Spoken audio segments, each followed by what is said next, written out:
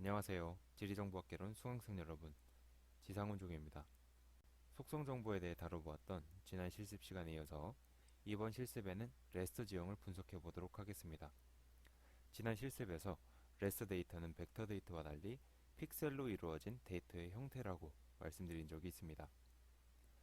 지난 시간까지 다루었던 벡터 데이터와는 다르게 데이터의 구조나 쓰임새가 좀 다르기 때문에 처음 파일을 받게 되었을 때 어떻게 다뤄야 하는지 몰라 방황하는 경우가 있습니다. 그래서 이번 시간에는 GIS 상에서 레스터 데이터를 우리의 쓰임에 따라 다루는 몇 가지 방법에 대해 살펴보도록 하겠습니다. 이번에 소개해드릴 레스터 지형 분석의 방법은 네 가지가 있습니다. 순서대로 에스펙트, 힐쉐이드 음영 기복도, 릴리프 기복도, 러그드네스 인덱스 이렇게 네 가지가 있습니다. 에스펙트는 각 셀이 어느 방향을 바라보고 있느냐에 따라 각기 다른 색으로 표시되도록 하는 방법입니다. 그리고 힐쉐이드는 가상의 태양의 위치를 설정하고 태양의 빛을 받는 면과 그늘이 지는 면을 구분해서 표현하는 방법입니다. 그 다음 릴리프는 각 고도에 따라 다른 색으로 표시되도록 하는 방법입니다.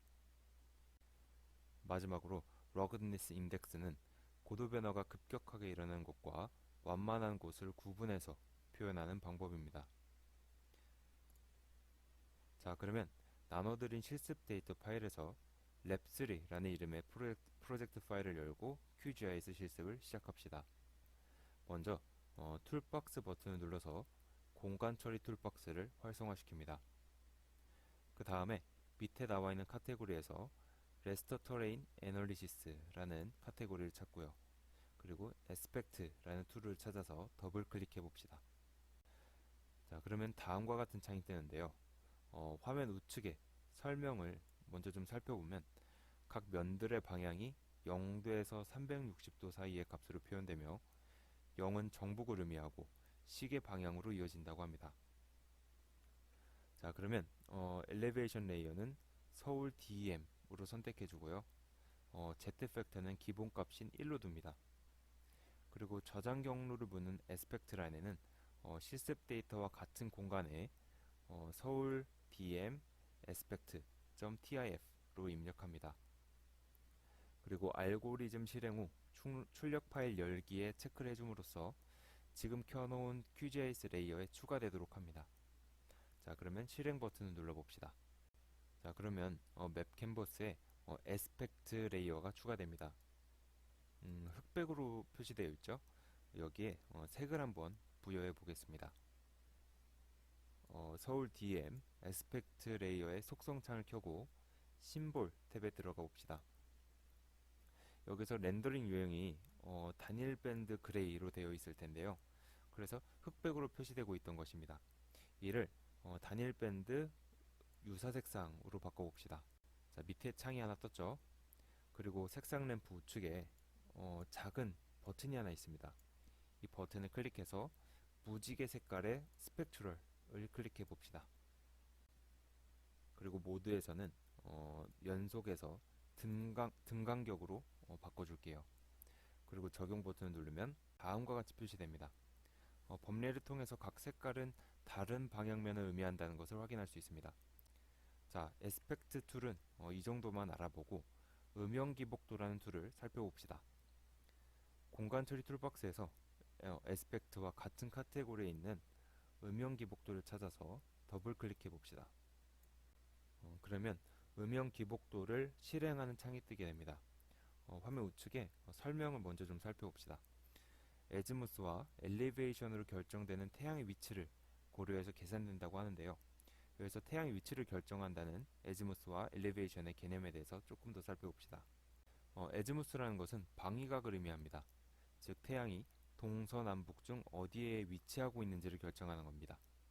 그리고 엘리베이션이라는 것은 고도각이라고도 하는데 태양이 얼마나 높게 떠 있는가를 결정합니다. 개념을 이해했다면 다시 음영기복도 창으로 들어가서 설정을 해봅시다. 엘리베이션 레이어로 서울 DM을 선택해 주시고요. 그리고 방위각으로는 300, 그리고 고도각으로는 40을 입력합니다. 그 저장 경로는 아까와 같은 데이터 위치에 서울 DEM hillshade.tif로 입력해 봅시다. 그러면 맵 캔버스에는 다음과 같은 지도가 표시됩니다. 레이어 값을 살펴보면 0에서 255 사이의 수로 표현이 되는데요. 0에 가까울수록 검정색으로 표시되고요. 햇빛이 들지 않는 음지를 의미합니다. 그리고 255에 가까울수록 흰색으로 표시되고요. 햇빛이 되는 양지를 의미합니다. 자, 그러면 이제 그 다음 툴인 기복도로 넘어가 봅시다. 우측의 공간 처리 툴박스에서 같은 툴 카테고리 안에 기복도를 찾아서 더블 클릭해 주세요. 기복도는 고도값에 따라 색을 달리하여 표시합니다. 높이감 레이어에 아까와 같이 서울 DEM 레이어를 선택해 주세요. 그리고 내려오면 기복 단계를 자동으로 생성이라는 체크박스가 있는데 이 부분에 체크를 해주시면 됩니다. 그리고 저장 경로는 아까와 같이 한 다음에 이름을 서울 DEM relief.tif로 저장해 주세요. 그리고 실행 버튼 눌러볼게요. 자, 그렇게 되면 맵 캔버스 상에는 갈색으로 표시되는 지도가 보입니다. 여기서 진한 갈색일수록 고도가 높은 지역이고 옅은 갈색일수록 고도가 낮은 지역임을 알 수 있습니다. 자, 그러면 마지막 툴 러그드니스 인덱스 툴을 살펴봅시다. 툴을 찾아서 더블 클릭합니다. 러그드니스 인덱스는 고도값의 변화 정도를 표현한다고 하는데요. 구체적인 방법으로는 각 중심 픽셀을 기준으로 그를 둘러싼 8개의 픽셀과의 차이를 계산한다고 합니다. 세세한 설정 방법은 이전 툴의 것과 같습니다. 엘리베이션 레이어로 서울 DEM 레이어를 선택해 주시고요. 그리고 저장 경로는 갖게 한 다음에 이름을 서울 DEM ri.tif로 입력해서 저장하겠습니다. 네, 실행 버튼을 누르면 맵 캔버스에는 흑백의 지도가 표시됩니다.